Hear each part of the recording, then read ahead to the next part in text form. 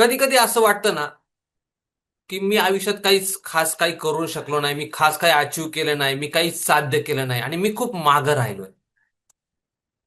मित्रांनो, तुम्ही जर हा व्हिडिओ पाहत असाल तर आजच्या या व्हिडिओमध्ये तुम्हाला मी असे 11 सायन्स सांगणार आहे की जे तुम्हाला दाखवतील की तुम्ही हारलेले नाही आहात, तुम्ही फक्त थकलेले आहात.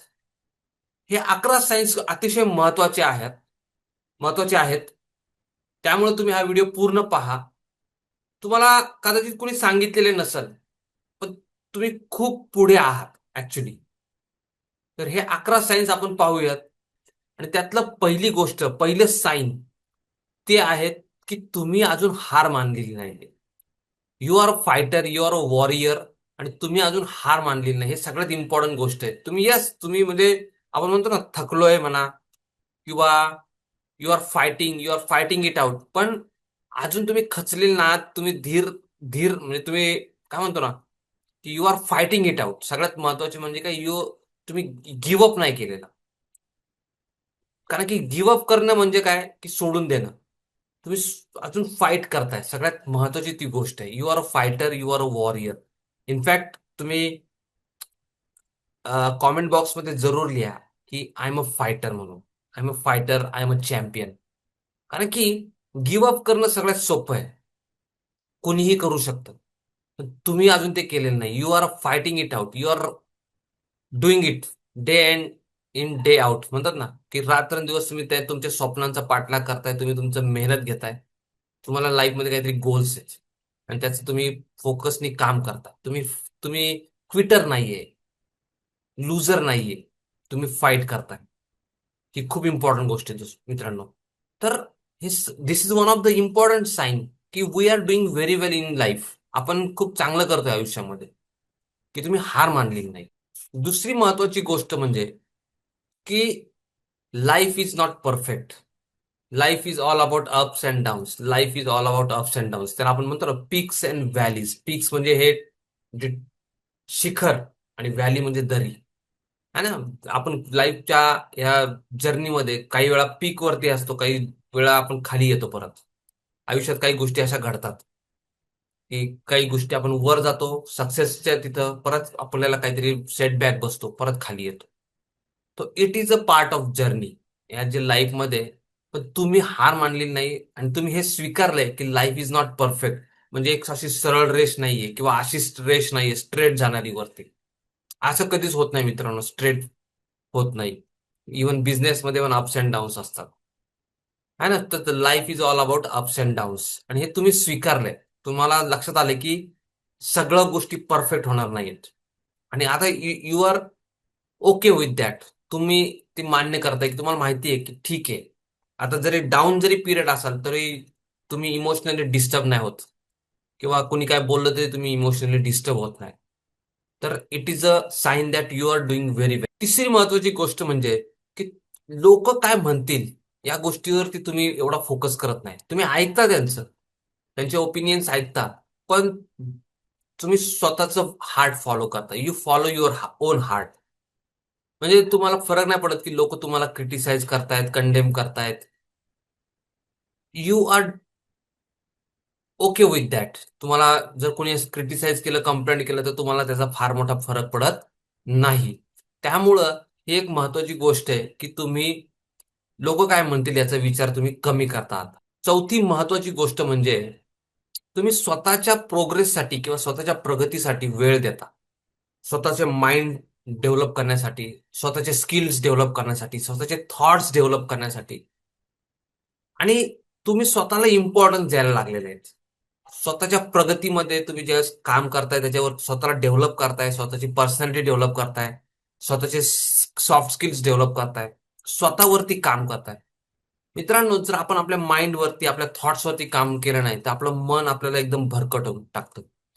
आणि वी ट्रेन द माइंड मध्ये मी आपल्या माइंडला ट्रेन कसं करायचं आपण for success, for abundance, for happiness, हे शिकवतो मित्रांनो माझ्या कम्युनिटीमध्ये. इनफॅक्ट आपलं जे माइंडसेट आहे, जर आपला निगेटिव्ह असेल तर तो कसा हॅवॉक तयार करतो आणि होऊ शकतं. तर over thinking, lack of confidence, self doubt, हे सगळे जे सायन्स आहेत, हे सगळ्या जे चॅलेंजेस आपण फेस करतो बिकॉज ऑफ ओव्हर म्हणजे हे जे आपण आपल्यावरचा कॉन्फिडन्स निघून गेलाय, फिअर तिथं जागा घेते मग. आणि त्याच्यासाठी मित्रांनो आपल्याला आपलं माइंड आहे त्याला रिवायर करण्याची गरज आहे.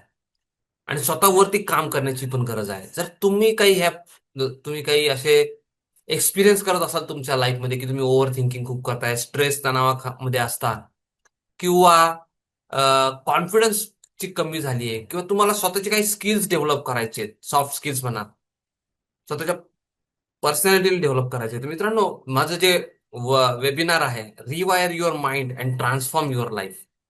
आपल्याला आपलं बाहेरचं लाईफ जर चेंज करायचं असेल तर आपल्याला पहिलं आपलं इंटरनल चेंजेस आणावे लागतील.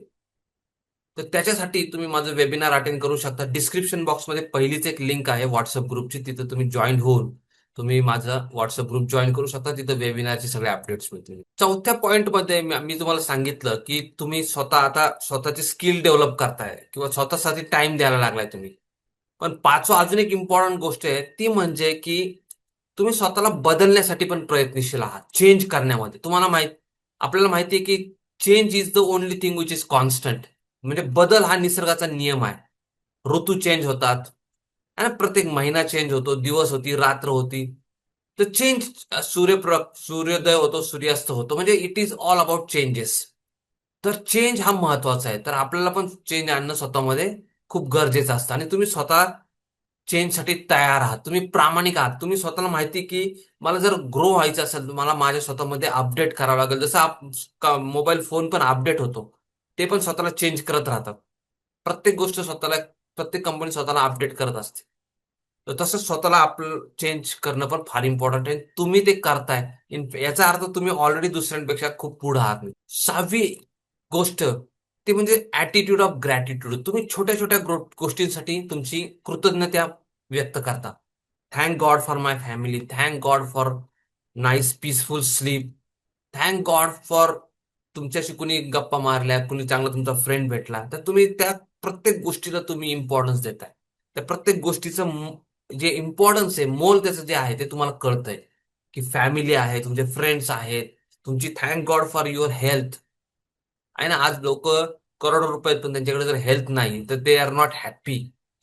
तर हेल्थ सुद्धा खूप इम्पॉर्टंट आहे. थँक गॉड की देवानी मला एक व्यवस्थित हेल्दी पर्सन बनवलेले आहे. ह्या छोट्या छोट्या गोष्टींसाठी, प्रत्येक गोष्टीसाठी तुम्ही देवाचे आभार मानता, थँकफुल आहात. त्याला म्हणतो ना आपण ऍटिट्यूड ऑफ ग्रॅटिट्यूड. तर ही सुद्धा खूप इम्पॉर्टंट आहे. कॉमेंट्समध्ये थँक्यू गॉड जरूर लिहा. Thank you God, thank you God for everything. जे काही आज तुमच्याकडे आहे, जर ते आहे, ते जर त्याच्यासाठी जर आपण थँक्यू असू तर आपल्याला अजून देव दे. पण जर आपण जे काही दिलेलं आहे त्याच्यातच जर आपण थँकफुल नसेल तर मग देव ते गोष्ट पण काढून घेतो आपल्याकडून. त्याच्यामुळं त्याला म्हणतात ना ऍटिट्यूड ऑफ ग्रॅटिट्यूड, किंवा ते आपल्याला आहे त्याच्याबद्दल थँकफुल असणं खूप इम्पॉर्टंट आहे. आणि तुम्ही ते आहात याचा अर्थ तुम्ही लोकांपेक्षा खूप पुढे आहात मित्र. सातवी गोष्ट हे दाखवते की तुम्ही कुठे कमी नाहीये. तर तुम्ही आता काही नवीन गोष्टी शिकलाय हे करायला, त्यातली महत्वाची गोष्ट म्हणजे तुम्ही नो म्हणायला शिकलाय. सगळ्यांना खुश ठेवण्याची रिस्पॉन्सिबिलिटी तुमची नाहीये, हे लक्षात घ्या. आणि ही गोष्ट तुम्ही आता शिकलाय, त्याच्यामुळे ही गोष्ट सेल्फिश नाहीये. तर ही गोष्ट आत काय म्हणतो आपण त्याला, स्वार्थी पण नाहीये ह्याच्यामध्ये. कुठलीही गोष्ट सगळ्यांना खुश ठेवायचं, सगळ्यांना आनंदी ठेवायचं, आणि आपण आपल्या मनाच्या विरुद्ध जाऊन बऱ्याचशा गोष्टी करायच्या. ह्याच्यामध्ये कुठलंही म्हणजे स्वार्थी पण नाहीये ह्याच्यामध्ये. ते तुम्ही आता नो म्हणता, ह्याच्यामध्ये आपला सेल्फ रिस्पेक्ट किंवा आपण त्याला म्हणून आत्मसन्मान आहे. आपण स्वतःला टाइम देतोय, आपण स्वतःवरती पण फोकस करतो. कारण की आपण जोपर्यंत आपण स्वतःवर प्रेम नाही करत आहे तोपर्यंत आपण दुसऱ्यांवरती पण प्रेम करू शकत नाही. जी गोष्ट आपल्याकडे नाहीये ती आपण दुसऱ्याला देऊ शकत नाही. आणि आता तुम्हाला ही गोष्ट खूप चांगल्या अर्थाने कळायला लागलेली आहे. आणि याचा अर्थ आपण खूप पुढे आहोत लोकांच्या. तुम्ही नो म्हणायला शिकायला सुरुवात केली आहे. तुम्ही नो म्हणतात की त्यांना काही बाउंड्रीज तुम्ही सेट केलेल्या आहेत. आठवी महत्वाची गोष्ट म्हणजे लोकांना खुश करण्यासाठी तुम्ही स्वतःला विसरत नाही. म्हणजे त्या यादीमध्ये तुम्ही तुमचे फॅमिली मेंबर्स असतील, तुमचे आई वडील असतील, फॅमिली, मुलं, फॅमिली, वाईफ, स्पाऊस, है ना, हे सगळे जण असतील, पण तुम्ही त्या यादीमध्ये तुम्ही स्वतःला पण ठेवलेले आहात. जर आपण, मी जसं आता म्हटलं की जर मी स्वतःवरतीच प्रेम नाही करत तर मी दुसऱ्यावरती प्रेम नाही करू शकत. तर जे माझ्याकडे नाहीये ते मी दुसऱ्याला देऊ नाही शकत. माझ्याकडे प्रेमळपणा नाहीये, काइंडनेस नाहीये, दयाळूपण नाहीये, तर मी दुसऱ्याला देऊ शकत नाही. माझ्याकडे जर पैसे आहेत तरच मी दुसऱ्याला देऊ शकतो. तसंच माझ्याकडे जर ती गोष्टच नाहीये तर मी दुसऱ्याला देऊ शकत नाही. त्यामुळे तुम्ही स्वतःला पण ऍप्रिशिएट करताय. कधी कधी स्वतःला पण शाबासकी देणं महत्वाचं आहे मित्रांनो. आणि त्याच्यासाठी कधी कधी आरशात उभं राहून स्वतःशी बोलून की you are doing great, you are doing, I love you, आपण स्वतःला पण म्हणू शकतो. I like you, I appreciate you. आपण स्वतःला पण म्हणणं खूप इम्पॉर्टंट आहे. आणि आता हे तुम्हाला लक्षात यायला लागलेले आहे. त्यामुळे मला असं वाटतं की आपण लोकांच्या खूप पुढे आहोत, आपण कुठेही मागे नाही. मित्रांनो, नववी गोष्ट ही अतिशय इम्पॉर्टंट आहे. आणि it is one of the major reasons जे पुरुषांमध्ये हार्टचे जे प्रॉब्लेम्स असतात ते लेडीज पेक्षा जास्त असतात. त्याचं कारण काय माहिती का? कारण की पुरुषाला किंवा लहान मुलगा जो बॉय असतो तो त्याला लहानपणापासून सांगितलं जातं की तू कशाला रडतोयस, तू काय मुलगी आहेस का? असं आपल्याला सारखं सारखं सांगितलं जातं. काय मुलींसारखं रडतोयस. पण त्यामुळं आपण आपल्या ज्या फिलिंग्ज आहेत, आपल्या ज्या भावना आहेत त्या कायम सप्रेस केलेल्या आहेत. पण असं नाहीये. आपण म्हणतो ना त्याला मर्द को भी दर्द होता है. कधी कधी त्याला सुद्धा असं वाटतं की रडावं. कधी कधी कोणाशी तरी मोकळं बोलावं. तुम्ही तुमचे फिलिंग्स, तुमचे जे थॉट्स आहेत तुम्ही आता लोकांशी शेअर करता. तुमचे जे नियर अँड डिअर आहे त्यांच्याशी तुम्ही बोलता मन मोकळेपणे. ही सुद्धा खूप मोठी गोष्ट आहे मित्रांनो.